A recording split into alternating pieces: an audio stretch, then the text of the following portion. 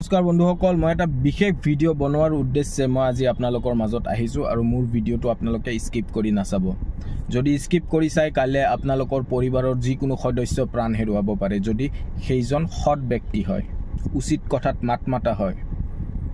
আৰু সেইবোৰ মানুহৰ কাৰণেও এই ভিডিঅ'টো সঁচা পথত চলি কেনে নিজৰ চাকৰি কৰি আছে, অফিচাৰ, সৎ বিষয়া যাক কওঁ আমি, সেইসকলৰ কাৰণেও এই ভিডিঅ'টো বহুতো গুৰুত্বপূৰ্ণ। স্কিপ কৰি নাচাব।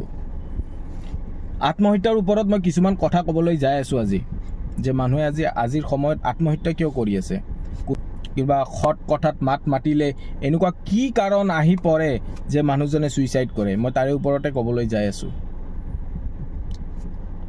ছুইচাইড কৰাৰ আগতে সেই ব্যক্তিজনে কিছুমান এবনৰ্মেল বিহেভ কৰে, ঘৰৰ পৰা ওলোৱা সোমোৱা বন্ধ কৰে। কিহৰ কাৰণে কৰে? সদায়তো ভালেই চলে, কিন্তু এনেকুৱা কি কাৰণ হৈ পৰে যে ঘৰৰ বাহিৰত ওলোৱা সোমোৱা বন্ধ হৈ পৰে, তাৰপিছত আত্মহত্যাৰ পথ বাছি লয়। তাৰে ওপৰতে এই ভিডিঅ'টো মই বনাই আছোঁ, স্কিপ কৰি নাচাব।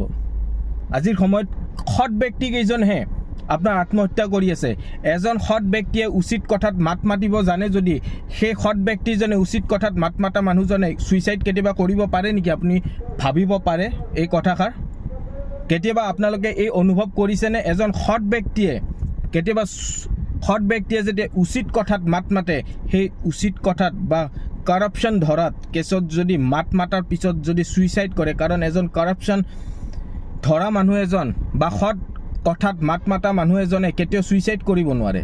কিন্তু এনেকুৱা কি কাৰণ হৈ পৰে যে ছুইচাইড কৰে, আত্মহত্যাৰ পথ বাছি লয়? কাৰণ আমাৰ আজিকালি ফোন কল আৰু ফোন কেমেৰা হেক কৰি কেনে সকলো কামবোৰ কৰি আছে, আমি গমেই নাপাওঁ।